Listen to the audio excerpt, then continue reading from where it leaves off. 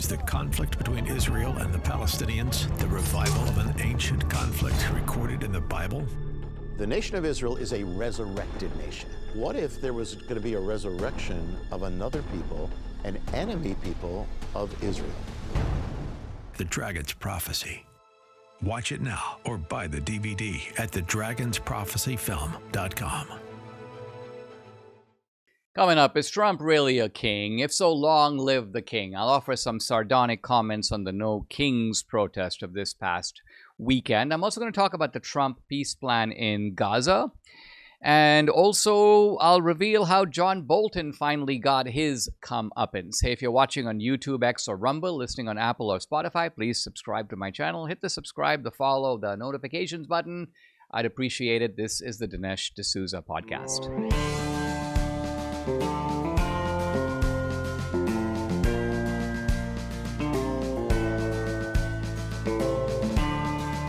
America needs this voice. The times are crazy. In a time of confusion, division, and lies, we need a brave voice of reason, understanding, and truth. This is the Dinesh D'Souza podcast. I want to talk about a couple of subjects in this opening segment. The first one is what is happening in Gaza and what is the path forward. I also want to talk specifically about the issue of civilian casualties. And then I want to offer a few comments about the No Kings protests that occurred over the weekend. I know Danielle sat in for me yesterday, and she and Jack Posobiec talked about this, but I haven't had a chance to give you my take on it. Let me begin with the fate of the peace plan in Gaza. And by the way, if you haven't seen it yet, check out the film, The Dragon's Prophecy, thedragonsprophecyfilm.com. It ties into all of this, and it does so in sort of the most wide-angled and profound way. It integrates the political and the spiritual, and there's so much confusion about this out there. Just this morning, somebody tweeted at me, Dinesh, don't you know what Jesus said about, quote, the synagogue of Satan? So the underlying assumption here is that Jesus was calling Jews the, quote, synagogue of Satan. Now, if you look at the passage where Jesus says this, it's very obvious he is condemning the religious leadership.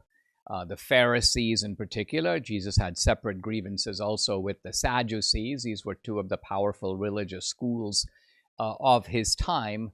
But quite obviously, Jesus is not talking about Jews. He's not talking about the Jews. He's certainly not condemning the Jews. All Jesus' own followers are Jews. He's not counting them in the synagogue of Satan. And so the idea that somehow Jesus was against the Jews is downright preposterous. It's a little bit like if Trump were to criticize, let's just say, left-wing Democrats and call them, as he sometimes does, psychos or sickos. Could you then reasonably say Trump is condemning America? He's condemning Americans. No, he's not condemning Americans in general. He is attacking a specific group within America. Trump himself is an American, just as Jesus was a Jew. And ask yourself a simple question. Did Jesus ever say something like this? You know what? I'm done with Judaism. I no longer want to be a Jew. I'm out of here. I quit. I'm starting a new religion. I want it to be named after me. Let's just call it, let's say, Jesus. No, let's go with Christianity. That's what it's going to be. So from now on, you can consider me to be a former Jew and the first Christian. So my question to you is, can you find a single passage in the Bible, either by Jesus or by anyone else, that takes this view? Either directly states it or even clearly implies it. The answer is absolutely not. You cannot do it, because this view is bogus. This is not actually what happened. Jesus never exited Judaism. Jesus never declared his intention to found a new religion. And so the idea that somehow Jesus went against the Jews, think of it, if Jesus really went against the Jews, if God wanted it to be that way, that Jesus sort of went against the Jews, why didn't God have Jesus be born a Gentile? If Jesus was born a Gentile and then basically clashed with the Jews, and then the Jews conspired to put him to death collectively, working together, then you could say, you know what, this was a clash between Jesus on the one side and the Jews on the other. But obviously, if Jesus is a Jew, if he's part of the ongoing debates that are occurring inside of Judaism about the Messiah, who is the Messiah, what are the qualities to be expected in a Messiah, how are the prophecies of the Old Testament going to be fulfilled, then Jesus is in no way going against the Jews. In fact, he is claiming to be, as Christians believe he is, the fulfillment of Judaism, the fulfillment of the Hebrew Scriptures. And by the way, I think you know this already, but for those who don't, I'm not here advocating Christian Zionism. I'm not advocating dispensational theology. I'm basically stating the mainstream view of Christianity. I'm stating what C.S. Lewis called mere Christianity, the common deposit of belief of all Christian believers through the centuries.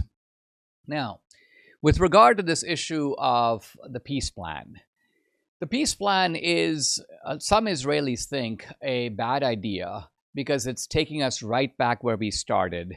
Once again, Israel is out, or meant to be out of Gaza. It's turning over Gaza back to the Palestinians, or maybe to some supervised authority largely made up of Muslims. And so there are people in Israel who go, listen, a lot of those Muslims themselves are part of the problem. They are part of the worldwide jihadi movement. They may consider themselves more moderate, but nevertheless, they are on the side of the Palestinians against Israel. So aren't we going back to 2005, which is when Ariel Sharon pulled the Jews out of Gaza and turned over Gaza to its own self-governed authority, which turned out to be, you guessed it, Hamas. Now, my answer to that is the following, that Trump here, I think, is playing a complicated game. Trump realizes that Hamas almost won after October 7th. They are losing on the ground. They're being pulverized militarily, but in the global propaganda campaign, they're doing very well. And in fact, toward the very end, right before the Trump peace plan, all the major Western leaders, think of it, Albanese in Australia, Keir Starmer in Great Britain, Macron in France, Mark Carney in Canada, basically all came out unanimously for a Palestinian state. And by the way, had a Democrat been in power in America, you'd have one more endorsement of a Palestinian state, and essentially Hamas would have incredibly, I mean, think of it, you do October 7th, you inflict all these atrocities, you publicize them, and far from becoming the anathema of the world, far from becoming a global pariah, you achieve a political goal that was previously out of sight, namely a global convergence on your right to an independent state, which might even end up being a terrorist state, if that is your goal for it. So, right at the last minute, you can say Trump swooped in and took away this political victory on the part of Hamas with his peace plan. But this being said, Trump nevertheless has communicated to Israel, listen, you cannot fight against the world or the global public opinion indefinitely. What's really happened is that people have forgotten about October 7th. And by forgotten, I mean many of them never saw the footage of October 7th until I released it in The Dragon's Prophecy. I am the first guy, in a global sense, to put this image out there, put these videos out there, and now more people are posting videos, which I'm, of course, glad to see. But for a long time, the Jews in general, but also the government of Israel, very reluctant to release this footage. And so think of it, nobody sees October 7th, but what they do see is Israel bombing buildings, pulverizing all these structures, all the rubble in Gaza, children roaming around in that rubble. It looks like Israel is the bad guy, and it looks like the Palestinians are the poor victims of Israeli aggression.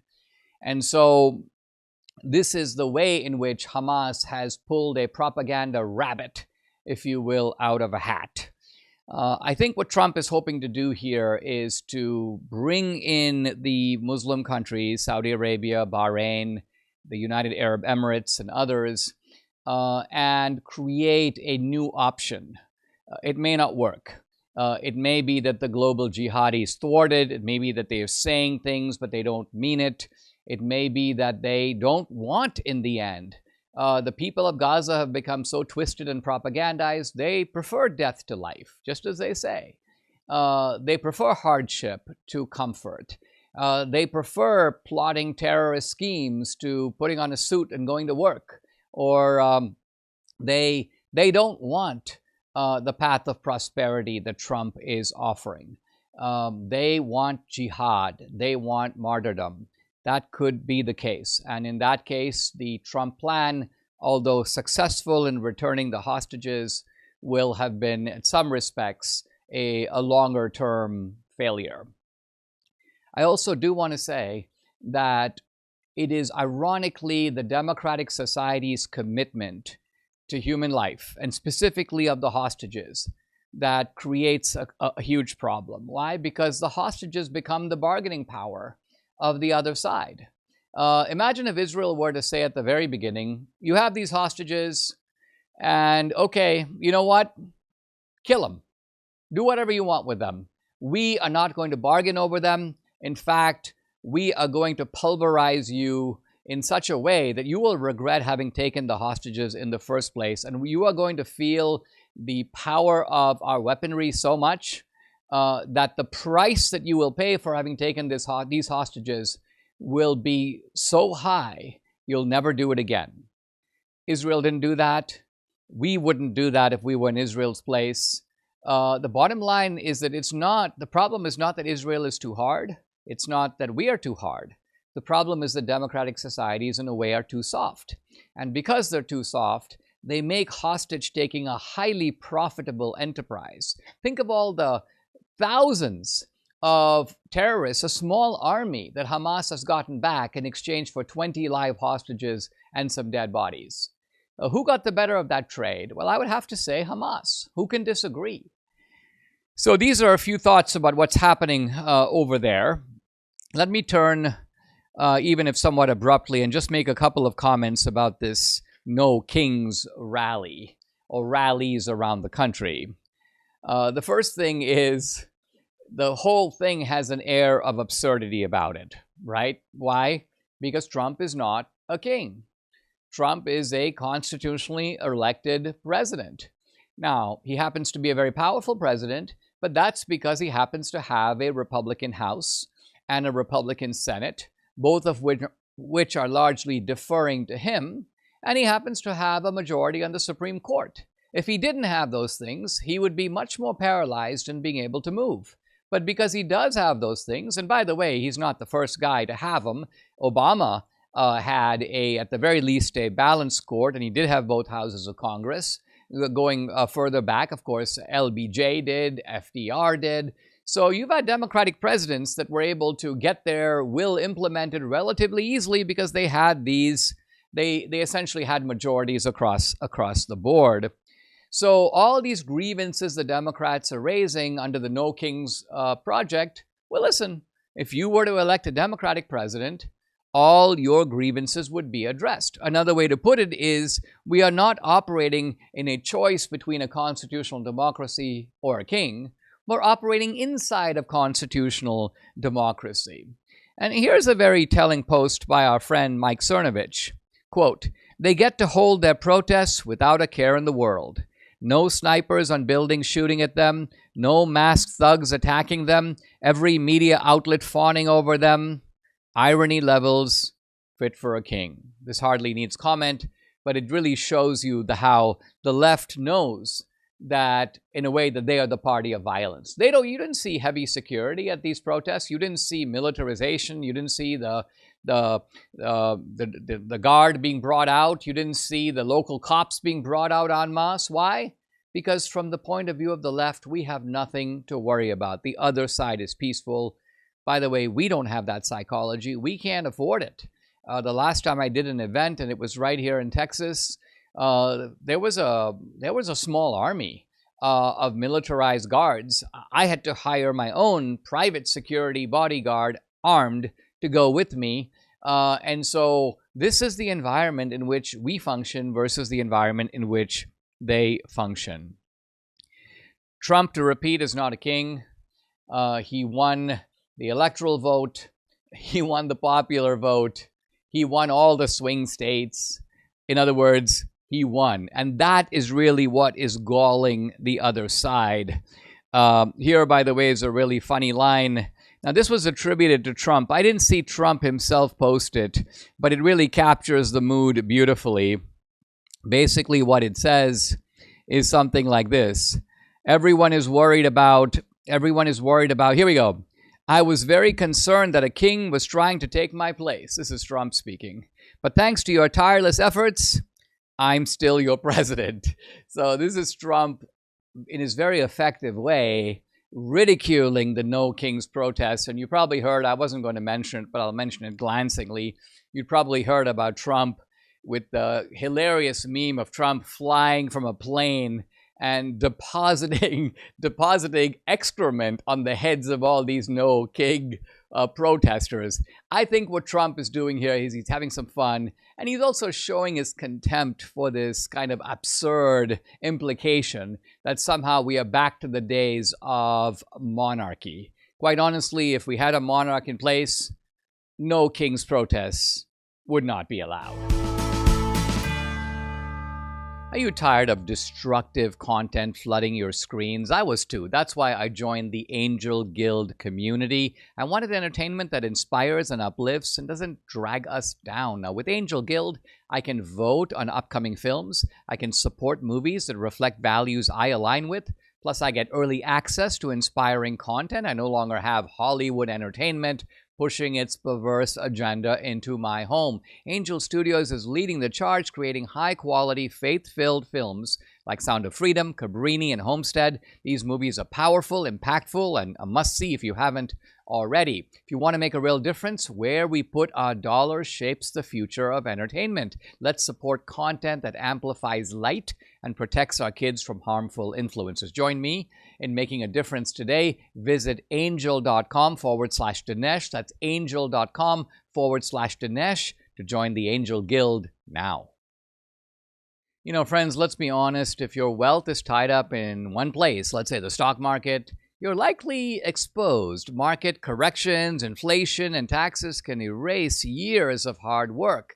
And this is why I've partnered with Lassiter Capital. They specialize in real estate, hard assets like affordable multifamily housing and resort-style hospitality investments, physical assets and huge demand that can deliver true diversification and offset inflation. These investments can offer income. They offer equity growth and tax advantages different than your stock portfolio. And the best part, Lassiter Capital manages everything for you. No tenants, no toilets, no hassles, none of that. Check it out. Go to Lassiter, L-A-S-A-T-E-R. Go to lassitercapital.com/Dinesh, or you can call, here's the number, 817-912-1569. That's 817-912-1569 for your free, no obligation consultation. I'd like to talk about the very peculiar figure with the walrus mustache. I am referring to John Bolton. Now, Bolton is under indictment. He's actually facing years in prison, and I'll come to his indictment momentarily. I want to start by just talking a little bit about Bolton the man, because I got to know Bolton moderately well. We were never friends, but I was, for about 11 years, a scholar at the American Enterprise Institute. And for a number of those years, Bolton was also at AEI. I saw him, if not every day, then frequently, probably 3 times or 4 times a week. We obviously were also often in the AEI dining room together, and we had several occasions to chat. My read on Bolton, even from those days, is the following: that Bolton would always kind of give me a sideways look, as if to say, well, sort of, how did you get famous and I'm not? In other words, he would constantly kind of try to get out of me, what is it that I was doing that was making me a recognized figure and reaching a level of recognition or celebrity, whatever you want to call it. And I tried to emphasize to him that I didn't have a plan to do any of that. My book, Illiberal Education, had been massively successful, and then there was a lot of controversy, but also success around my subsequent book, The End of Racism. I'd written the book on Reagan that became kind of the definitive biography of Reagan, Ronald Reagan, How an Ordinary Man Became an Extraordinary Leader. And I was a ubiquitous figure on the college campus. I was speaking on campuses sometimes 2, 3, 4 days a week. And of course, I had license and leave from AEI to be able to do that when I could. And so because of that, I was reaching large numbers of young people, 5, 6, 800 at a time, but day after day. And so I was building up a constituency of young Reaganites and young post-Reaganites. This was actually more the period of Gingrich and the Republican congressional takeover. It was post-Reagan, but the Reagan era was still in full swing. But I think I got the idea from Bolton that he was an older man. He was a little grumpy. He wanted to be a public intellectual. He wanted to be something of a recognized figure. And I say all that because I think that he later decided that being a Republican never-Trumper would be his way to gain that kind of recognition. I've subsequently seen interviews with Bolton where he says things like, well, Trump doesn't represent the Republican Party, I do. And whether or not he's right about Trump, he's obviously wrong. The Republican Party is very much in the Trumpian camp. But even if he was right, it wouldn't follow that the leadership of the Republican Party would be John Bolton. And I've seen Bolton scratching his head on places like CNN. Well, I might very well run for president. I'm weighing it. I tell you, if I ever get into it, it's going to be to win. And I'm like, how delusional can you be, old man? You are talking gibberish. You are talking political nonsense talk. If you think that the Republican Party that, let's say, decided not to go with Trump would go with you, this is the kind of talk you hear in lunatic asylums. So to hear a man who is intelligent, and Bolton is an intelligent guy, but as I'm trying to suggest, he's a little warped in his self-understanding. Now here he is facing a charge that, very interestingly, is the exact same charge he tried to not stick himself on Trump, but he celebrated when Trump was raided. He celebrated the case over the classified documents. He emphasized the gravity of it. You could see he was salivating at the idea that Trump may face years in prison over it. And so isn't it peculiarly ironic and, in a way, appropriate that this exact same charge has come back to haunt him? He's facing not any charge, not some other unrelated criminal charge, but he's facing a charge over the same thing. And by the way, this is not unique to Bolton. Think of Letitia James. She went after Trump on the idea that, you falsified your information in real estate in order to get favorable terms of credit. And you got those favorable terms of credit, and we are now going to punish you for it. We're going to claim that you have injured the taxpayer, you have injured New York, and so we're going to go after you. And Letitia James promised to go after Trump. She went after Trump. And now she is facing mortgage fraud charges. So again, what is the DOJ saying about Letitia James? Well, you falsified information. You provided false information.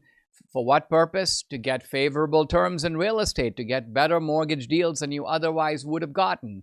So there is a beautiful symmetry here between these people who tried to go after Trump, let's just say on charge X, and now they find themselves facing, in some version, charge X, or went after Trump in Bolton's case on charge Y, the classified documents, And now Bolton himself is facing charges dealing with Y, classified documents. And maybe it will go on like this. Maybe with Adam Schiff, it'll be Z, and this kind of poetic equivalence will continue to play itself out. Now, what did John Bolton do? It looks like what John Bolton did is he took all this classified information home and he shared it with people who are not entitled to see it. Notably, members of his own family. It seems like the two people mentioned in the indictment are his wife and his daughter. Now, the indictment doesn't say wife, it doesn't say daughter, but if you read between the lines, it looks like this is what it's talking about. Now, again, John Bolton was the National Security Advisor. He actually is entitled to have access to those documents. What he's not allowed to do as the National Security Advisor is show those documents to others who are not authorized. I mean, this is the very clear and strict line. The other thing that Bolton does is he sends this information through unauthorized emails. And in fact, his emails were even hacked. So here we have a double level of danger. You're sending the emails to people who should not see this information, and they're seeing it. That's bad enough. But when your email is hacked, that creates the possibility of this information getting out, being seen by just about anybody, being seen by bad actors, by the worst people in the world. You could have the enemies of the country poring over this information. So this is very oddly stupid behavior and careless behavior by a fairly seasoned DC guy. Like I say, John Bolton was in the neoconservative camp. He was a foreign policy pundit. He aspired to these kinds of jobs. Very interestingly, he did not get those kinds of jobs under Reagan, but he did get the appointment under Trump. Then he turns against Trump.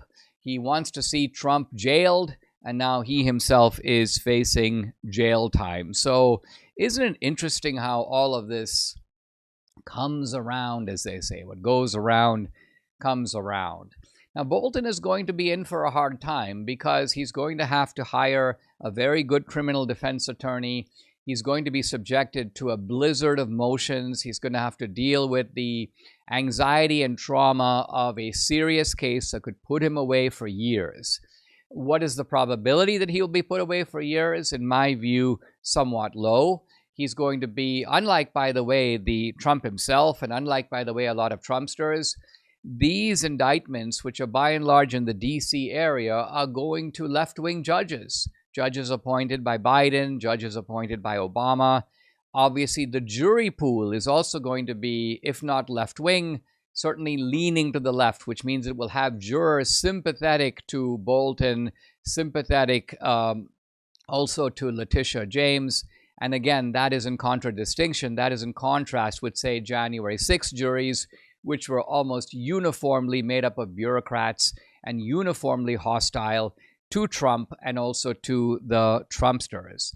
So maybe there's a possibility on the part of Bolton to get jury nullification. And jury nullification simply believes the jury looks at it, and even if they think that he did it, even if they think that he's guilty, they just decide, we're going to sort of nullify the verdict. We're just going to declare him acquitted. Juries, after all, do have, at some level, ultimate power. They are asked to follow the law. They're given jury instructions that tell them what the law is that they are supposed to apply. But what if they don't apply it? What if they just go, well, yeah, okay, fine, but we still think the guy's not guilty? At that point, the jury becomes the final word. At that point, there is no further way to get around a jury decision. If Bolton is acquitted, he's a free man. He walks free. So I think he has a chance for this kind of a jury nullification outcome. But it's still going to be a painful process to get there. And maybe in the end, it is that process itself that will be his real punishment. Mike Lindell and MyPillow are excited to announce they're having their biggest 3-in-1 sale ever with a limited edition product, a back-in-stock special, and a closeout deal you won't find anywhere else. MyPillow bed sheets, just $29.88. Any color, any style, any size, even kings.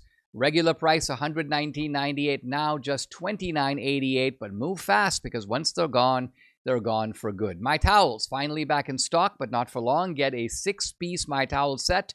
Regular price $69.98, now only $39.98. And for the first and only time, get their limited edition premium My Pillows made with Giza cotton and a designer gusset, queen size $17.98, kings only $19.98. Also for a limited time, when you order over $100, you get free shipping plus $100 in free digital gifts. Call 800-876-0227. That's 800-876-0227. Or go to mypillow.com. Use promo code Dinesh for the best offers ever. Quantities are limited, so order now. Go to mypillow.com and use the promo code DINESH Dinesh.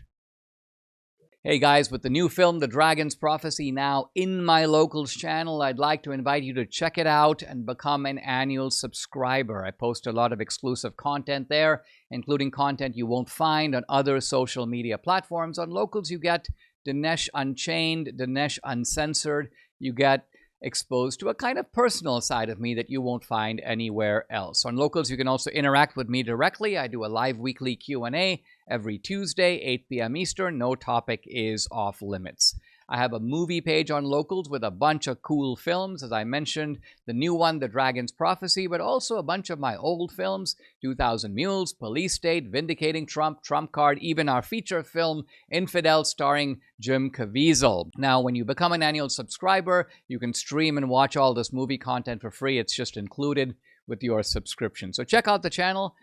Become an annual subscriber. It's very simple. Go to dinesh.locals.com. I'd love to have you along for this great ride. Again, it's dinesh.locals.com.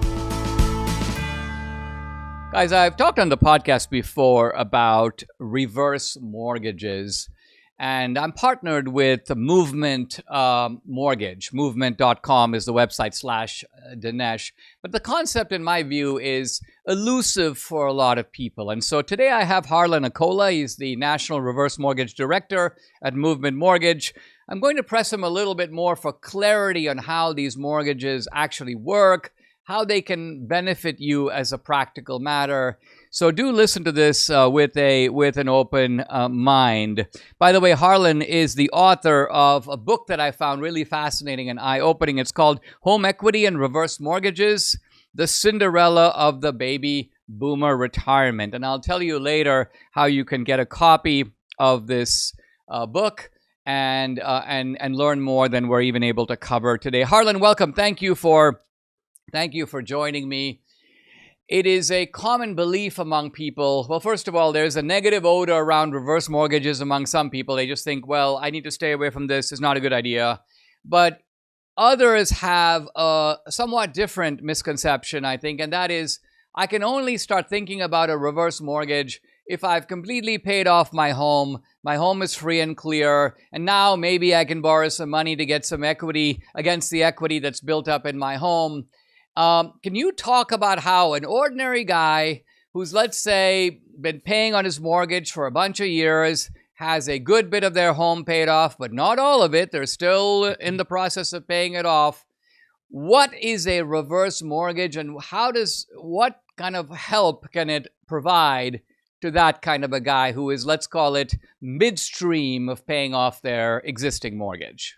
Well, I'm that average guy, Dinesh. I had paid my mortgage down, but I had not paid it off because I moved up to a more expensive home that was closer to where my kids lived.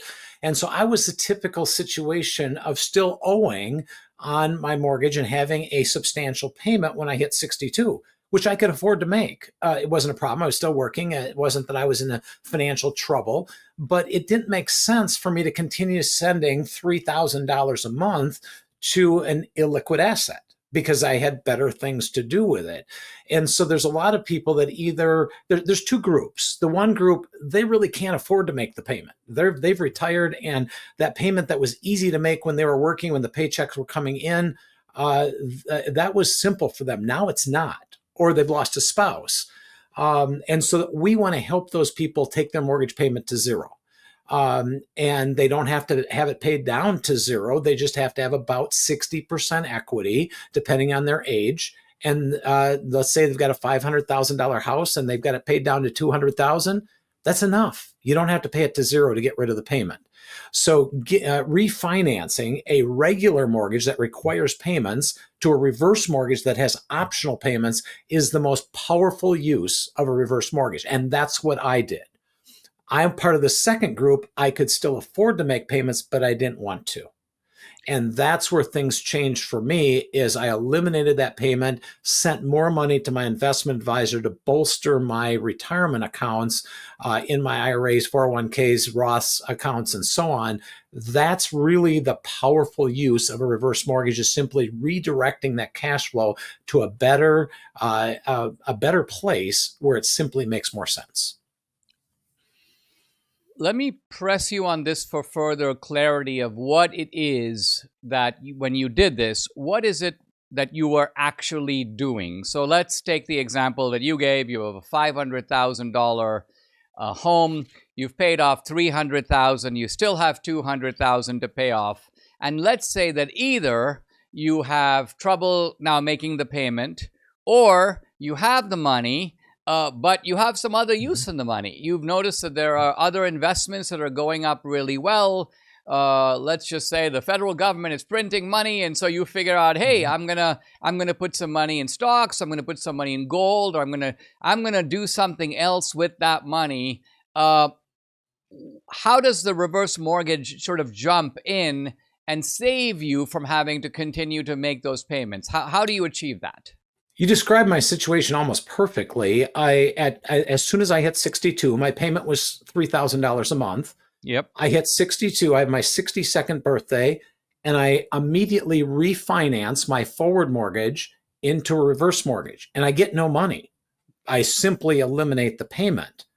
And so I traded a mortgage that requires a monthly payment to a mortgage that gives me an optional monthly payment. It's really as simple as that. A reverse mortgage, when you're old enough at 62, it just allows you to say, no, I don't want to make a payment anymore because I've got a whole bunch of equity. I want to send it somewhere else. I sent some of the money to gold, some of the money to stocks and bonds, some of the money to annuities and cash value life insurance. And my net worth dramatically increased over the last 3 years, just like all of my clients have, because they sent it to a better place. We all know what happened to gold. We know what happened to some stocks and bonds. And those are things that I simply increased over on the other side. Now, what happened is what people are afraid of. Oh, but I had negative equity. I lost equity.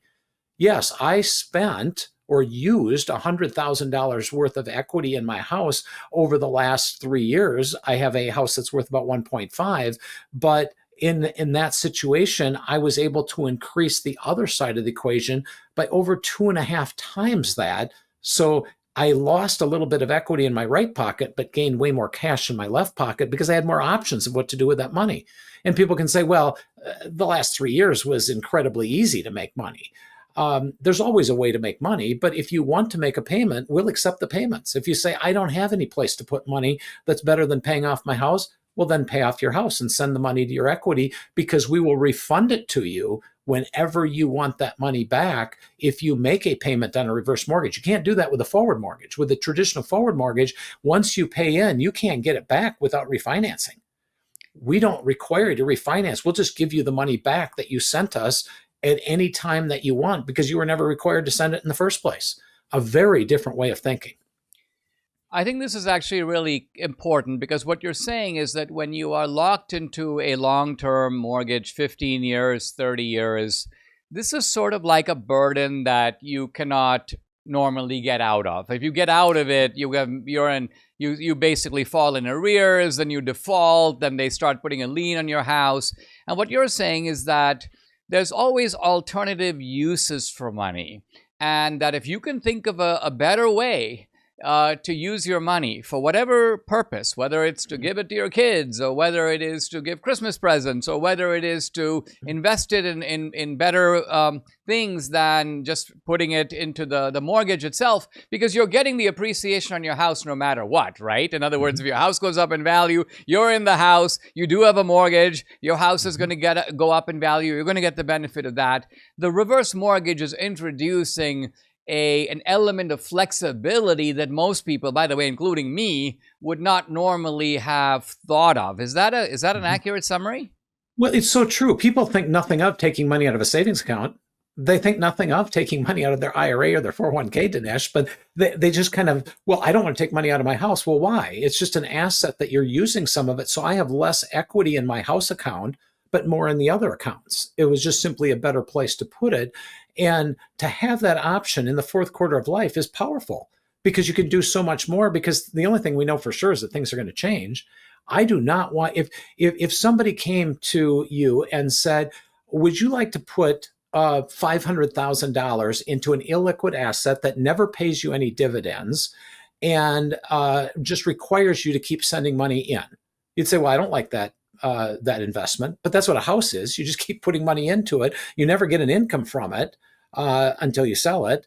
And you must put it in, or else you get in trouble. Like you just mentioned, a foreclosure, whatever. Why would I want to put that much money into something that's illiquid, that I can't get my hands on, that I can't enjoy doing things with my kids, helping my kids, gifting when I see a worthy cause?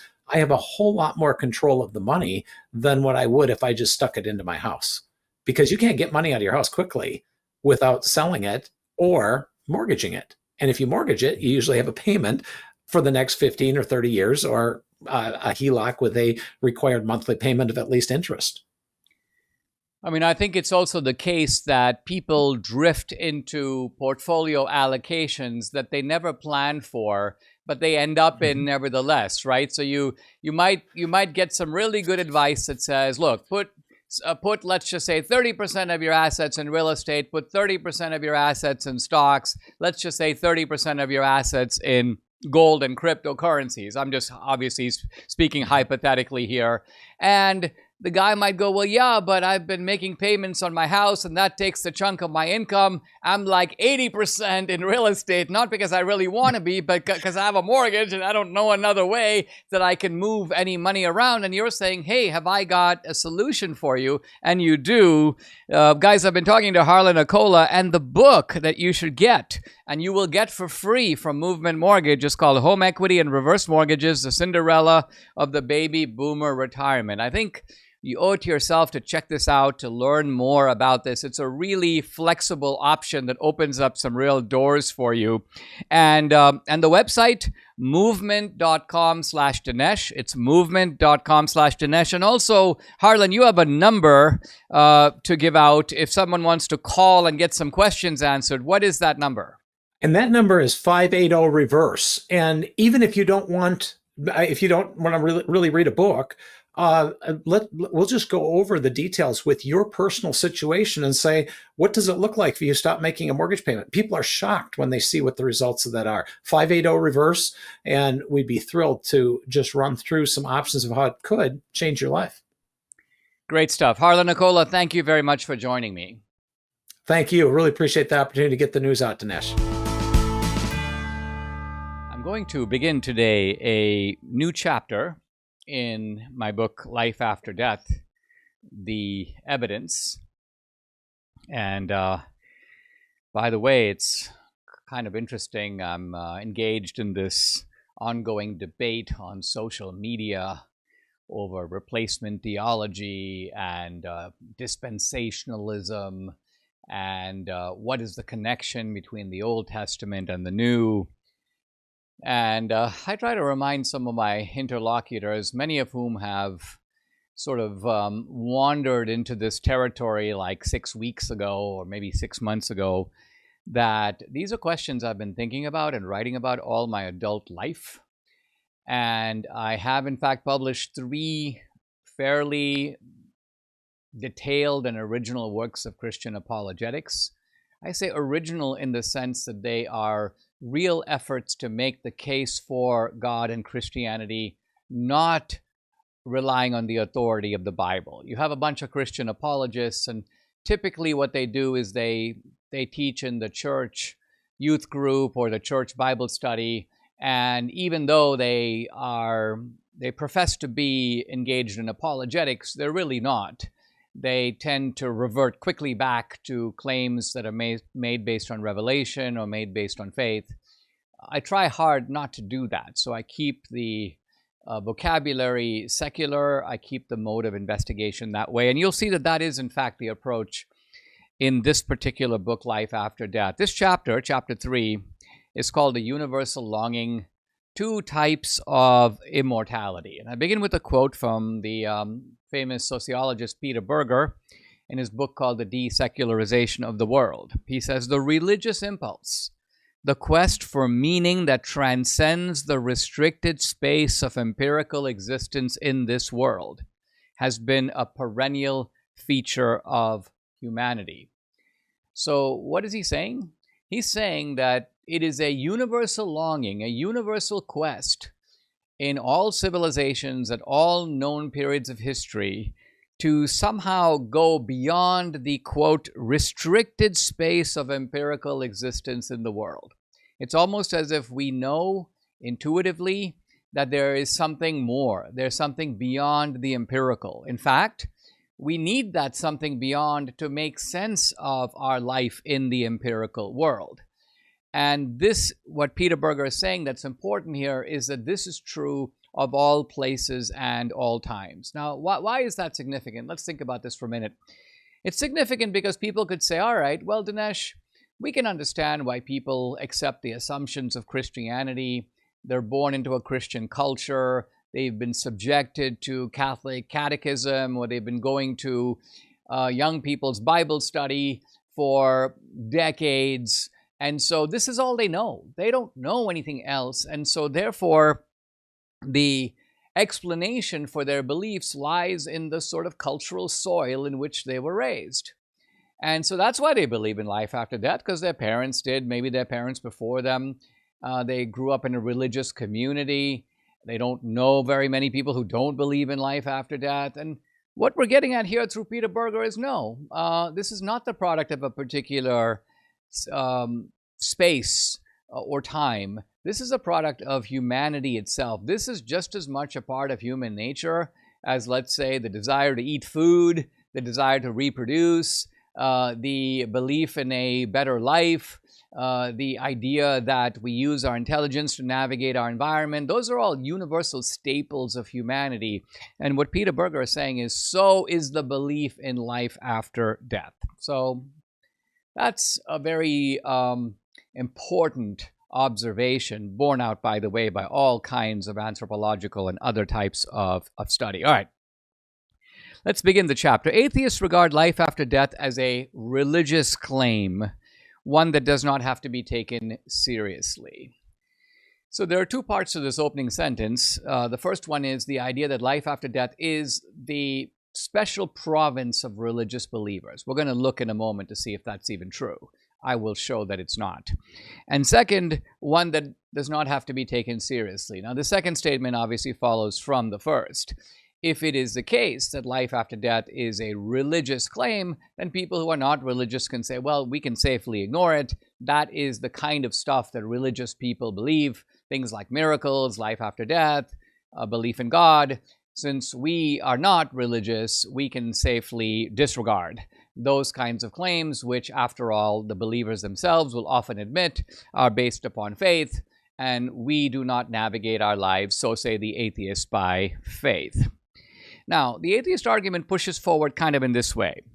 The reason is, this is from the point of view of the atheist, there are many religions in the world, and they seem to offer competing visions of the afterlife. Therefore, in the atheist view, clearly all of them can't be right. At most, one can be, and most likely all of them are wrong. For atheists, life after death is part of a religious picture of the world, a picture that has been largely discredited. Discredited by what? Discredited by science. And so say the atheists, religion is therefore, you can look at it as a kind of bad science. and atheists go, well, it was understandable at one time people gave religious explanations for what we now know to be scientific phenomena. And so why don't we just go about, so say the atheists again, why don't we just replace the bad science, i.e. religion, with good science? Let's develop a scientific outlook, and to the degree that we are devoted or passionate about anything, let's be passionate about that. Now, this is, in summary, the atheist critique. And I'm going to show in this chapter that these arguments are dead wrong. They are wrong from the ground up. I'm going to obliterate them. And again, what I'm doing here is a process very important in apologetics. It is basically called the clearing. It's called brushing away the debris. It's called taking all this stuff, a combination of sophisticated and unsophisticated nonsense that has penetrated our textbooks and our History Channel and our media. So there's some work to do to blast it out so that we can clear our heads and sort of begin anew. But the first couple of chapters, I don't remember exactly, maybe 2 chapters, maybe 3, are devoted to this kind of, let's call it apologetic deconstruction. I'm deconstructing the secular model. I'm trying to bring it down and show its incoherence.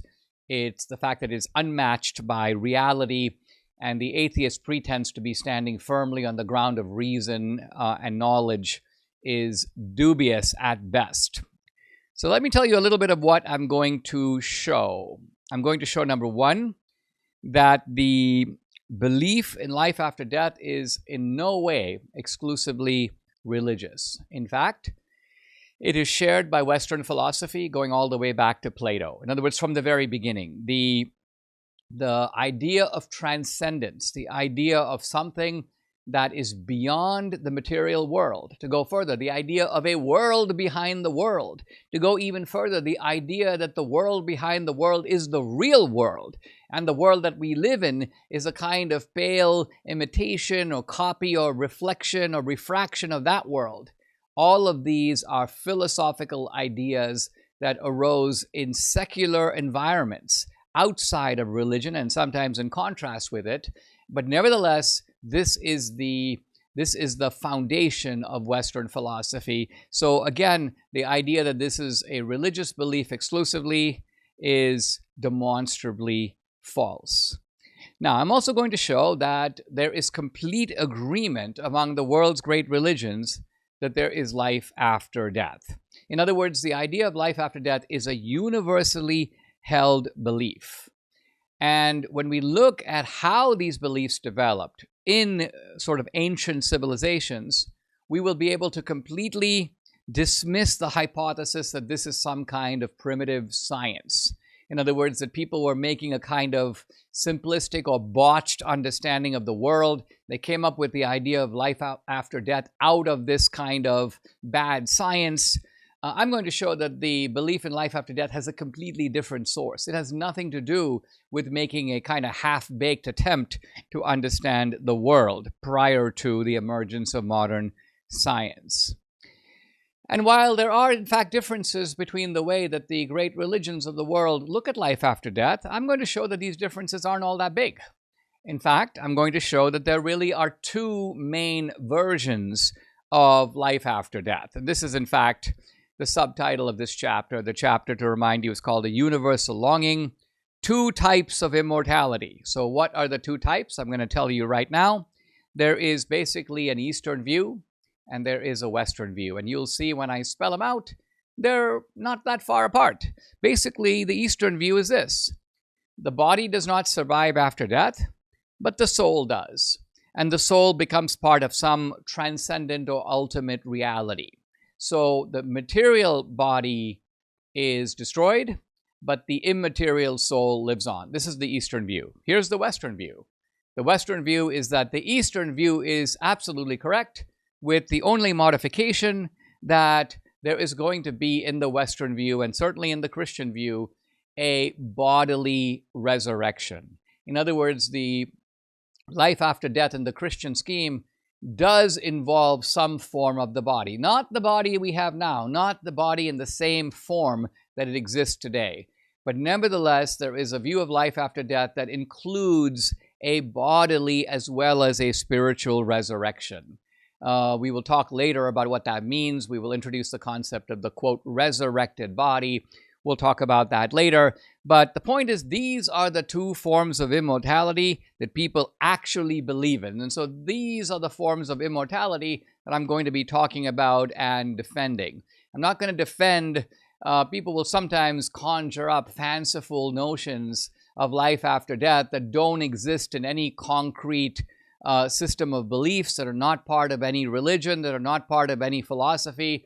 There's really no reason to go into those. We're going to defend the actual beliefs of the mainstream religions of the world, notably and specifically Christianity, but I'll also be referring to others in this book, and I'm going to try to show that the Eastern view is largely correct, the Western view is entirely correct, but in either case, the belief in life after death on the part of the East and the West is fully grounded in reality. Subscribe to the Dinesh D'Souza podcast on Apple, Google, and Spotify, or watch on Rumble, YouTube, and salemnow.com.